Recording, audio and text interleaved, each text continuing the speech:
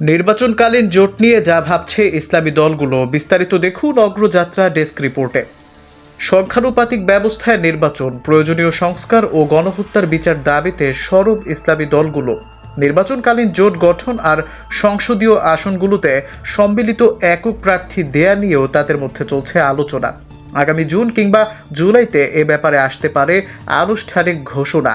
ফ্যাসিবাদের পুনরুত্থান ঠেকাতে নিজেদের ছোটখাটো মতপার্থক্য ভুলে এক মঞ্চে আসার চেষ্টায় নেতারা নতুন বাংলাদেশে অনেকটাই প্রকাশ্যে ইসলামী দলগুলোর সমঝোতা। আসন্ন জাতীয় নির্বাচন ঘিরে তাদের জোট গঠনের সম্ভাবনা জোরালো হয়েছে তিন দাবিতে একমত হওয়ার ভিত্তিতে।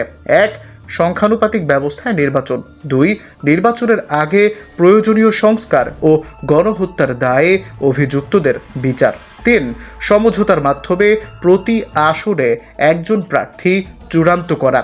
ইসলামী দলগুলোর মধ্যে নির্বাচনী সমঝোতার উদ্যোগ অনেকটাই চূড়ান্ত উল্লেখ করে প্রয়োজনীয় সংস্কার শেষে নির্বাচনের দাবি বাংলাদেশ খেলাফত মজলিসের আমির মাওলানা মামুনুল হকের। ইসলামী আন্দোলন বাংলাদেশের আমির সৈয়দ রেজাউল করিম নির্বাচনে পিআর পদ্ধতি নিশ্চিতের দাবিকে প্রাধান্য দেন এবং জামায়াত আমিরের ইউরোপ সফর পরবর্তী অবস্থানের সমালোচনা করেছেন তিনি। জামায়াতে ইসলামের সেক্রেটারি জেনারেল মিয়া গোলাম পরোয়ার সব মতপার্থক্যের ইতি টেনে জাতীয় নির্বাচনে ইসলামী দলগুলোর সঙ্গে জোটবদ্ধ থাকার কথা জানালেন। এছাড়া ইসলামী আন্দোলন বাংলাদেশের আমির সৈয়দ রেজাউল করিমের শঙ্কার পেছনে গণমাধ্যমের অতিরঞ্জনকে দায়ী করেন তিনি।